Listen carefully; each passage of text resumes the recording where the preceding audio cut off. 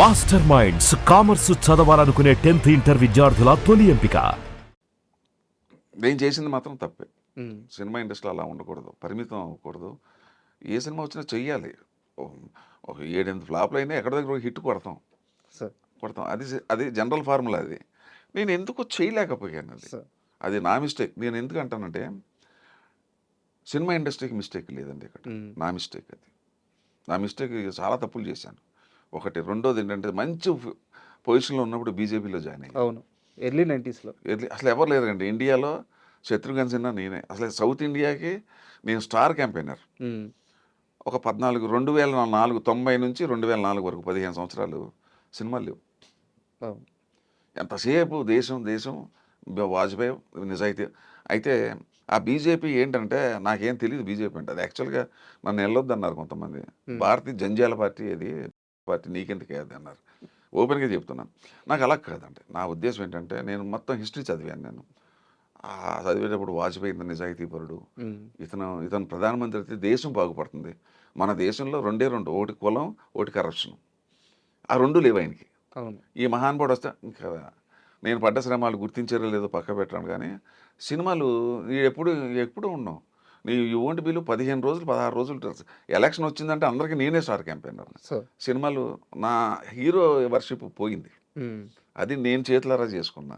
ఎక్కువ సినిమాలు చేయకపోవడం నాదే కారణం. బీజేపీలోకి వెళ్ళడం చేసిన తప్పు నాదే తప్పు. హ్మ్. అర్థమైందా? మరి అక్కడితో ఆగానా, మళ్ళీ దీనికి వచ్చా.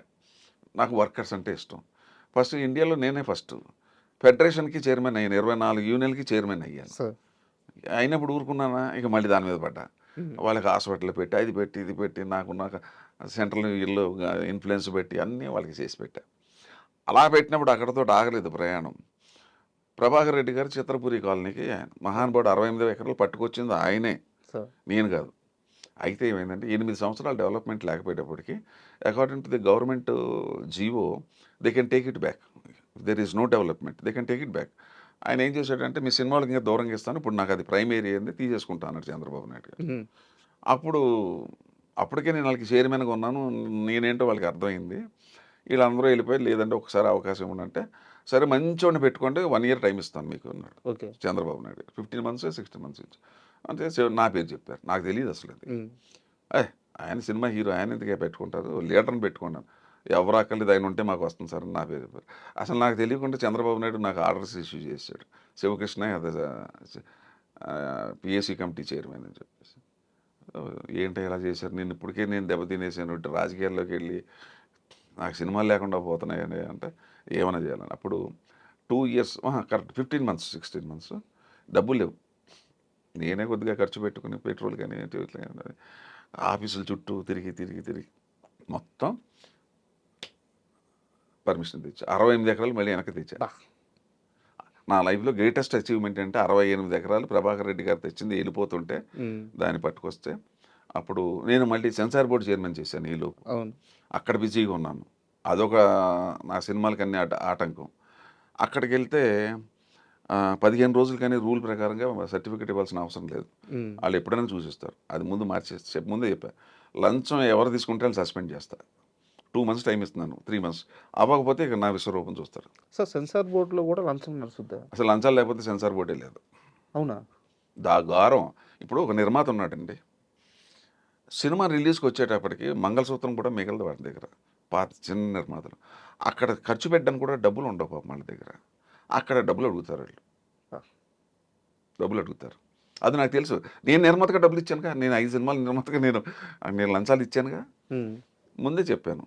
ప్రతి ఇన్ అండ్ అవుట్ నాకు తెలుసు. జాగ్రత్త, తోలు తీసేస్తా. అక్కడి నుంచి మొదలెట్టా. 15 రోజులది వారం రోజులు, వారం రోజులది 5 రోజులు, 5 రోజులది 2 రోజులు, 2 రోజులది ఒక రోజు తీసుకొచ్చేసాను సర్టిఫికేట్. ఇండియాలో ఫస్ట్ టైం ఇటేస్తాను. ఒక్క రోజులో వస్తే సెన్సార్ సర్టిఫికేట్ ఒక్క రోజులో అయినా నేను ఇచ్చేస్తా సర్టిఫికేట్. బా! నా ఆఫీస్ పైన ఉండేది సెన్సార్ ఆఫీసు, కిందేమో ఎఫ్డీసీ ఉంది. డివిఎస్ రాజు గారు అప్పుడు దానికి హ్మ్. రామానాయుడు గారు, తర్వాత రమణాచారి గారు అని హౌసింగ్ బోర్డు చైర్మన్ ఆయన, రాఘవేంద్ర అందరూ నన్ను పిలిపించారు. అమ్మ ఏంద్ర పెద్దవాళ్ళు అందరూ పిలిచారంటే ఏంటయ్యా నువ్వు కష్టపడి సంపాదించావు, నువ్వే ఉండాలి ప్రెసిడెంట్గా, ఉమ్. వచ్చేసింది రామానాయుడు అన్నాడు, శివకృష్ణ అయితే నేను 50 లక్షలు ఇస్తాను, ఇది చిత్రపూర్ కాలకి సంబంధించిన విషయం. 50 లక్షలు డొనేషన్ ఇస్తాను అన్నాడు. శివకృష్ణ అయితేనే ఇస్తాను అన్నాడు. ఉమ్. తర్వాత రమణాచారి, ఈ సందర్భంలో రమణాచారి గారిని దండం పెట్టాలి, రామానాయుడు గారికి కానీ అందరికీ. ఆయన ఏమన్నాడంటే, శివకృష్ణ ప్రెసిడెంట్గా ఉంటే నేను 2 మోడల్ హౌస్ కట్టిస్తాను, వేరే వాళ్ళు అయితే నేను కట్టను అన్నాడు. బా. జీవీఎస్ రాజు గారు ఏమో చేయమన్నారు. ఇంతలో ఆ నాగేశ్వరరావు వచ్చారు అనుకోకుండా. ఉమ్. అన్నారు, ఏంటి శివకృష్ణ ఇంత పని చేశావు నువ్వు, అందరూ నీ పేరు చెప్తున్నారు, నువ్వు నిజాయితీ ఇంత బాగా చేసావు, ఎవడో సాధించలేని సినిమా ఇండస్ట్రీలో నువ్వు సాధించావు, వర్కర్ల కోసం చేసావు, ఉండొచ్చు కదా అన్నాడు. సరే బీజేపీకి వెళ్ళి సినిమాలు పోయినాయి, ఫెడరేషన్కి వెళ్ళి సినిమాలు పోయినాయి, సెన్సార్ బోర్డుకి వెళ్ళి సినిమాలు పోయినాయి, ఇప్పుడు మళ్ళీ ఇది పెట్టుకున్నాను అనుకోండి, నేను కొలాప్స్ అంటే ఇంక నాకు ఆర్టిస్ట్గా ఎవడ గుర్తించడం, నన్ను వదిలేయండి సార్ అన్నాను. లేదంటే ఒక పని చేయండి, నాకు ఆ ఫైనాన్షియల్గా కూడా ప్రాబ్లం అవుతుంది, ఓ పని చేయండి సార్, మీరు అందరికీ నాకు నెలకు 1,50,000 ఇచ్చండి చేసేస్తాను అంటే ఆయన పాపం నవ్వుతూ, నాకే పెట్టావా అసలు నువ్వు అన్నాడు. మరి ఏం చేయాలి, అప్పుడు ఏం చేశానంటే ఇంకా లాభం లేదని, వీళ్ళు ఎంత బలవంతం చేసినా నేను చేయలేదు. ఎంతకాలం చేస్తాను, అప్పటికే మనకి జ్ఞానోదయం అయింది, జ్ఞానోదయం అయ్యేటప్పటికే 15 ఏళ్ళతో టైం వేస్ట్ అయింది. అక్కడ వర్కర్లందరినీ పిలిచి ఎవడో రానంటారు, ఎలక్షన్ పెట్టి క్యాన్సిల్ చేసాం, ఎవడు రావట్లే, మేము వాళ్ళని నమ్మం అన్నారు ఎవరిని. అప్పుడు నేను పేపర్ స్టేట్మెంట్ ఇచ్చి నేను ఉంటాను దగ్గరుండి చూసుకుంటానని వర్కర్ని, టైలర్ని, డ్రైవర్ని, వాళ్ళని అందరినీ మెంబర్ చేసి దండం పెట్టి వచ్చేసి ఇప్పుడు అదే చిత్రపూరి. సార్ అంటే ఇది ఎంత పెద్ద జర్నీ అంటే, ఈరోజు చిత్రపూరి కాలనీకి సంబంధించి చిన్న చిన్న అభియోగాలు వస్తుండొచ్చు, బట్ ఇప్పుడు అక్కడ సినిమా వాళ్ళు చాలామంది ఉన్నారు. సినిమా వాడికే కదండి మేము చేసింది. 20 సంవత్సరాలు 30 సంవత్సరాలు కెమెరామెన్లుగా చేసి ఏమీ సంపాదించుకోలేక ఇది చాలా మంది ఇప్పుడు అక్కడ నివాసం ఉండే వాళ్ళకి నేను చేశానని తెలియదు, నేను చెప్పుకోను, నాకు పెద్ద మైనస్ పాయింట్ అది, నేను అలాగే చెప్పుకోవటం ఇష్టం లేదు. ఇలా ఏదైనా సందర్భం వస్తే నిజానికి శివకృష్ణ అంటే హీరోగా, నిర్మాతగా ఇలా చాలా మందికి తెలుసు, బట్ మీరు చేసిన ఈ మంచి కార్యక్రమాలు ఏ చాలా మందికి తెలియదు. అసలు సెన్సార్ బోర్డుకే ఎవరికి తెలుసు. సెన్సార్ బోర్డు నాకు సి కళ్యాణం వీళ్ళందరూ, ఆయన కూడా చాలా ఫాస్ట్గా పనిచేస్తాడు, ఏ పని చెప్పినా. వీళ్ళందరూ వెళ్ళిపోయి మా లీడర్లకు వెళ్ళిపోయి, శివకృష్ణ ఇంకో 2 ఇయర్స్ ఉంటే బాగుంటుంది సార్. వాళ్ళందరూ అన్నది ఏంటంటే, మేము 60-70 ఏళ్ళ సంవత్సరాల్లో ఫస్ట్ టైం లంచం లేకుండా మాకు సర్టిఫికేట్ వస్తుంది సార్ అన్న. నన్ను అడిగారు, సార్ దండం పెట్టాను ఏమన్నా. ఇంకా బాంబేలో ఇప్పుడు ఉంటుంది, మీరు వెళ్ళి బాంబేలో వెళ్తే నా పేరు ఉంటుంది అక్కడ, ఫస్ట్ ఆఫ్ ఇట్స్ కైండ్ అని. సార్ ఈ పనులన్నింటిలో కూడా మీకు రూపాయి లాభం లేదు, కాదు ఎదురు పెట్టడం తెప్పించి. అయితే మీరు లాభం పొందే దగ్గర కూడా మీరు తీసుకోలేదు. ఒక ఎగ్జాంపుల్ చెప్తాను. బీజేపీకి వెళ్ళాను, చాలామంది చెప్పారు వద్దన్నారు, బట్ నేను పని చేశాను మీరే అన్నారు. అయితే బీజేపీ మీకు ఎంపీ టికెట్ ఇచ్చిన వాస్తవం కాదా? బీజేపీ మీకు ఎంపీ టికెట్ ఇచ్చిన మాట వాస్తవం కాదా? అదే టికెట్ని మీరు కృష్ణరాజు గారికి ఇచ్చేశారు కదా. అది ఎవరికి తెలియదండి, ఈవెన్ ప్రభాస్ కూడా తెలియదు, చెప్పుకోను. యాక్చువల్గా ఏంటంటే టికెట్ ఇవ్వటం కాదు, ముందు మీకే కదా ప్రపోజల్. 1998 కృష్ణరాజు గారిని ఆలయ నరేంద్ర అని ఒక ఉండేవాడు, ఒక ఆయన ఎంపీ చేసేవాడు. ఆలయ నరేంద్ర గారు తెలుసు, ఆయన టైగర్. అవును, నన్ను చోటా టైగర్ అని పిలిచేవాడు. మా పార్టీలో నువ్వు ఒక్కడవేనయ్యా నాలాగా ఫెరేషియస్గా ఉంటావు, ఏ పనైనా చోటా టైగర్ అని పిలిచేవాడు. క్యా కర్రే అవుతాం మిలేంగా అన్నాడు. కలిశాను, ఏమయ్యా నువ్వు మా తెలంగాణ బిడ్డ అనుకున్నాను, కరెక్టే, నువ్వు ఇక్కడే, కానీ కృష్ణరాజుని నువ్వు తీసుకురావాలి సినిమా ఇండస్ట్రీకి అన్నాడు. ఆయన రాడు సార్, ఆయన పక్కా కాంగ్రెస్, ఆయన ఆల్రెడీ పోటీ చేసి ఓడిపోయి ఉన్నాడు సార్ నర్సాపూర్లో.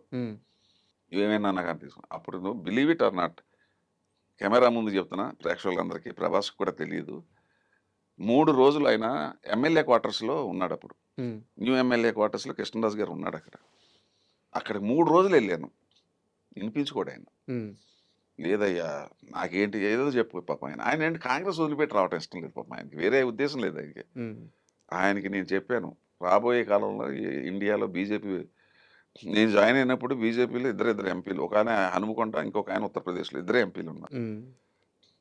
నాకు స్వార్థం లేదు, నాకు అటువంటిది 2098కి వచ్చేటప్పుడు కొద్దిగా బెటర్ అయింది. అయోధ్యది గొడవ, బాబ్రీ మసీద్ ఇవన్నీ. నా మాట ఏంటంటే సార్, నాకు పొలిటికల్గా నేను బాగా అనాలిసిస్ చేయగలను, మీకు ఫ్యూచర్ ఉంటుందంటే సరే అని చెప్పి మొత్తానికి ఒప్పుకున్నాడు. పార్టీకి ఆఫీస్ తీసుకెళ్ళి పరిచయం చేశాను, ఒప్పించిన ప్రాబ్లం ఏంటంటే, ప్రెస్ మీటింగు గుంటూరులో పెడతానంటాడు. ప్రెస్ మీటింగు అద్వానీ గారు వస్తారయ్యా, గుంటూరులో పెడితే ఆ జనాల మధ్యలోంచి వచ్చి అక్కడ జాయిన్ అవుతాను. ఎవడిచ్చాడు సార్ ఈ ఈ ఐడియా మీకు ఎవరిచ్చారన్న. చాలా బ్యాడ్ ఐడియా అండి అది. మీరు ఏంటి మీరేంటి అలాగే నేను ఢిల్లీ ఫోన్ చేసి చెప్తాను. ఢిల్లీకి వెళ్తే ఇక్కడైతే గుంటూరు ప్రజలు తెలుగు ప్రజలే. తమిళోడు, కన్నడోడు, హిందీవోడు మీ గురించి రాయరు. ఢిల్లీలో అనుకోండి మొత్తం నేషనల్ పేపర్స్ అన్నీ కవర్ అవుతాయి. అమ్మ బాగుంది మరి చేయగలుగుతావా అన్నాడు. ఆ నరేంద్రకి చెప్పి ఈ సంగతి చూసుకో అన్నా. ఢిల్లీలో ఇక ఆ పేపర్లో వచ్చినప్పుడు ఎన్ని పేపర్లు కొన్ని వందల పేపర్లో ఆయన బీజేపీలో జాయిన్ అయినట్టు వస్తే ప్రభాస్ ఫాదర్ని ఈ సందర్భంగా మెచ్చుకోవాలి ఆయన. నేను ఇక్కడ క్యాంపెయిన్లో ఉన్నాను. అప్పుడు ల్యాండ్లైన్ 97, 90 మనకి సెల్ ఫోన్ రాలా. మా ఇంటికి పోతే మా ఆవిడ రాగానే 11 వచ్చా. అయ్యి బాబా సూర్యనారాయణ రాజు గారు 11 సార్లు ఫోన్ చేశాడు ఇప్పటికి. అబ్బా మన 11 సార్లు ఫోన్ చేశాడు ఏంటని చూసి టైం చూసి కొట్టా. ఆయన మెలుగు ఉన్నాడు ఆయన. శివకృష్ణ నువ్వంటే ఏంటో ఇప్పుడు తెలిసింది. మా కుటుంబం నీకు రుణపడిపోయి ఉందయ్యా, ఇంతకు మించి నేను చెప్పలేను అన్నాడు. ఈ మాట మాత్రం మహానుభావుడు చచ్చిపోయి అక్కడ ఉంది. ఈ మాట ఆయన నోటంటే అన్నాడు. నువ్వు ఇచ్చిన ఐడియా గొప్ప కాదు, అసలు ఢిల్లీలో తీసుకెళ్ళి మాకు నీ రుణం ఉంచుకోలేము, నీ రుణం తీసుకోలేమయ్యా అన్నాడు. ఇది అయిపోయిన తర్వాత ఎంపీ సీటు ఇక నన్నేమో పార్టీ వాళ్ళు చెప్పింది. ఇన్నేళ్ళ నుంచి ఉన్నావు నువ్వే సీనియర్, ఎక్కడ దగ్గర నుంచి పోటీ చేయి, మీ ఫాదర్ అటు నర్సాపూర్ అంట కదా, అటు సైడ్ అంట కదా, మీకు మంచి వెయిట్ ఉందంట కదా, అక్కడ ఉంది, ఇక్కడ తెలంగాణలో కూడా మేడ్చల్లు అంటే సరే చేద్దాం అనేటప్పటికి కృష్ణరాజు గారు మరి నేను ఎక్కడి నుంచి పోటీ చేయాలన్నాడు. నేను అక్కడ పోటీ చేసి ఓడిపోయిన అక్కడి నుంచే చేస్తాను అన్నాడు. చేయండి అయితే నన్ను అయితే. కానీ కృష్ణరాజు గారు కూడా చాలా గొప్పడు. ఆయన పిలిచి ఏమయ్యా సారీ ఆ సీట్ నీది కదా, నువ్వు కదా నన్ను పార్టీలోకి తీసుకొచ్చావు, నేను అడగటం తప్పు కదా అన్నాడు. మీరే చేస్తే కరెక్ట్ అండి, మీ మీద ఆల్రెడీ సింపతి ఉంది, మీరు ఇక్కడ ఆయన అక్కడ పుట్టి పెరిగాడు, నేను అక్కడ పుట్టాం కానీ నేను పెరగలేదు అక్కడ. హైదరాబాద్లో పెరిగారు. నాదంతా కంప్లీట్ తెలంగాణ అన్నది, కంప్లీట్ అల్వాలు, నాది కంటోన్మెంట్ ఏరియా. నాకు అసలు మా ఊరే తెలియదు నాకు అసలు. బట్ వాళ్ళకి ఒక చరిత్ర ఉంది, మొగల్తూరు కోట, ఆయన అక్కడ చదువుకోవటం, ఎస్ఎల్సి పియూసీ చదవటం, హీరో అవ్వటం, ఆయన మళ్ళీ అక్కడ హీరో నుంచి మళ్ళీ పోటీ చేయడం అన్నీ ఉన్నాయి. ఆయన ఒకటి ఉంది కదా, నాకన్నా చాలా పెద్ద హీరో కదా, మీరే చేయండి సార్. నేను అక్కడ అనాలిసిస్ చూశాను తప్ప నేను ఆయన నిలబెట్టా. ఆయన లేదా నేను పోటీ చేయాలి, మీరు అన్నది కరెక్ట్. ఇవన్నీ మీరు చాలా చాలా డీటెయిల్గా ఎంక్వైరీ చేశారు. ఎవరు నన్ను ఎంతవరకు ఎవరు అడగలేదు ఇవన్నీ. ఇంకో ప్రశ్న కూడా ఉంది, తాగండి అడుగుతాను. అయితే ఎంపీ విషయంలో అది జరిగింది, బట్ ఇంకో విషయం కూడా ఉంది.